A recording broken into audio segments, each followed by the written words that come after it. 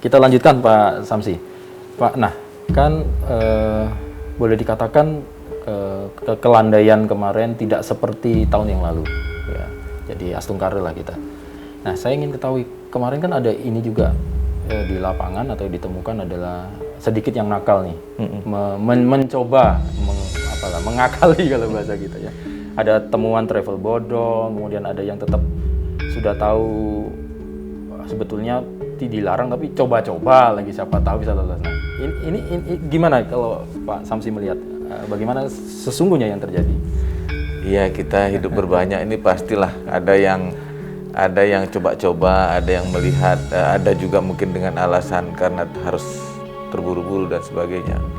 Nah, tapi kemudian saya lihat bahwa karena kita kompak sekali ya, saya lihat petugas yang memang harus melaksanakan tugasnya di titik-titik sesuai dengan tugas hariannya dia, itu dilaksanakan dengan baik. Dan kemudian komunikasi antara pusat dengan daerah yang begitu bagus. Tahun ini pemerintah pusat memang menerbitkan peraturan yang kita laksanakan tanpa interpretasi. Ya. Mudah sekali, perkecualiannya juga tidak terlalu banyak, sehingga sangat memudahkan kita untuk bekerja di lapangan. Dan kemudian keterlibatan instansi pusat juga besar sekali. Nah, kami melihat ini menjadi satu kekuatan kita. Ketika kita kompak, masyarakat pun akan ikut. Nah, yang saya lihat adalah penyekatan itu kan sudah dilakukan sebetulnya dari Jawa Timur untuk yang masuk Bali. Jadi ketika kalaupun ada yang lolos, gitu lolosnya tidak banyak. Gitu. Tetap ada yang lolos, tapi lolosnya tidak banyak. Nah, begitu juga sebaliknya, kami menyekat untuk yang ke Jawa. Gitu. Memang ada beberapa laporan yang lolos, tapi lolosnya juga tidak banyak. Nah, ini situasi ini menarik buat kita, bahwa sebetulnya toh masyarakat juga sangat apresiatif terhadap apa yang dilakukan oleh pemerintah, dan mereka berusaha menuruti. Gitu. Nah, tidak ada hal aneh-aneh lah tahun ini yang saya lihat terjadi gitu. Kalau tahun lalu itu masih ada yang naik perahu, ada yang kemudian mobilnya di towing lah apa segala, ada kejadian di kita. Gitu. Tapi yang kejadiannya masih ada yang memanfaatkan kesempatan, misalnya menggunakan travel tidak berizin, atau ternyata ada kendaraan yang sebetulnya dia tidak harusnya lewat tapi membawa penumpang yang tidak berhak lewat. Masih ada. Baik. Nah, saya ingin tahu evaluasi dengan kan pintu timur juga dibuka nih Pak ya, penyeberangan kita ke arah Lombok gitu. Kalau evaluasinya apa Pak selama penyelenggaraan kemarin, kalau boleh tahu Pak Samsi? Beban pintu Padang Bayar relatif lebih ringan karena saya lihat memang rata-rata beban mereka itu hanya 1/10 dari pintu barat. Dan barat pun sudah sebetulnya harian itu mengalami penurunan hampir 50% dari situasi normal kalau misalnya tanpa COVID gitu ya. Nah, timur lebih parah lagi karena memang dia ngedropnya jauh sekali, karena sebagian traffic logistik pun sebetulnya sudah dilalukan dengan bypass ke laut ya, dengan long distance ferry ke arah Lembar. Nah, jadi memang sedikit di timur itu. Nah, hanya saja kelihatannya memang fasilitas kesehatan di NTB, terutama masalah testing ini belum dimanfaatkan dengan baik oleh masyarakat. Jadi banyak di antara mereka yang akhirnya ketemu tidak di Padang Bayi itu dalam keadaan tidak ada suket. Dan ini penerbangan panjang, sehingga penerbangan panjang itu kita nggak bisa kembalikan, atau misalnya kalau dia mengalami masalah, kalau ketahuan di Padang Bayi ini masalahnya benar-benar serius untuk Bali gitu. Ya, jadi ini yang masih ada titik lemah kita di sisi timur. Jadi mereka tidak ada surat keterangan termasuk antigen ya Pak ya? Termasuk antigen. Jadi akhirnya di antigen di Padang Bayi. Harus dilakukan antigen.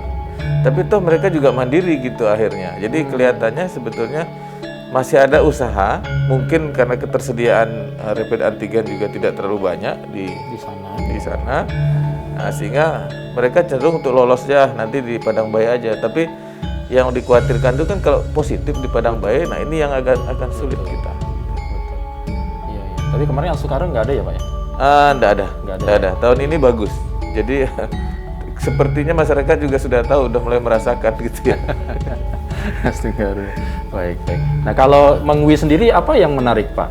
Kan kemarin kita juga sempat ada kabar katanya ada, terutama ini mereka yang membawa angkutan ya, Pak, ya, yang katanya memang ini klaim yang bersangkutan bahwa kami di sana tidak diperiksa di Gilimanuk, di tengah tidak bisa, tapi kami masuk Mengwi kok kemarin akhirnya kami diperiksa ya. Hal-hal itu menjadi jamak atau seperti apa sih, Pak, sebetulnya? Sebetulnya yang masuk Mengwi dalam keadaan normal itu hanya angkutan dengan trayek. Jadi misalnya angkutan antar kota, antar provinsi. Nah, tetapi kemarin itu pada saat pelarangan mudik dilakukan, Mengwi berubah fungsi dan dia dijadikan checkpoint untuk angkutan dan pemberangkatan, apakah dia itu akap atau ajab. Karena mereka harus menggunakan stiker. Oh, ada ini khusus ya? Jadi stikernya itu dipasangkan di Mengwi dan manifestnya ditandatangani di Mengwi oleh Korsatpelnya terminal. Oh, oke. Jadi memang inilah, jadi informasi pada masyarakat juga kalau misalnya pada waktu kemarin pelarangan itu masih ada kendaraan yang melintas itu karena memang ada izin tadi ya, Pak ya. Itu mereka harus mengajukan, kemudian memang sepengetahuan dari petugas lah, Pak ya. Jadi bukan liar gitu ya, yang mereka memang akhirnya bisa menyeberang segala macam. Iya.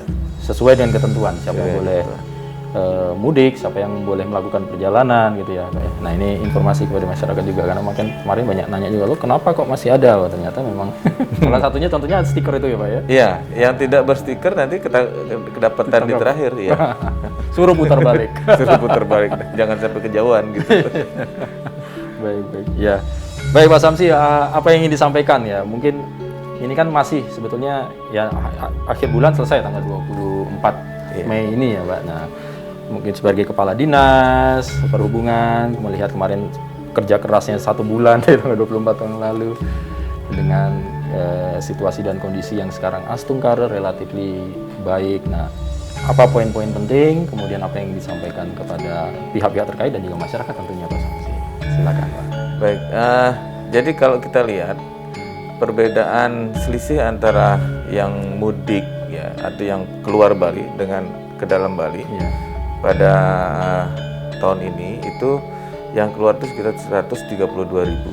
Nah, yang masuk 67.000. Nah, jadi yang masuk setelah hari raya ini juga baru sekitar 30.000-an. Jadi kita berharap masih 100.000 lagi yang akan masuk ke Bali. Potensi pulangnya masih 100.000 lagi.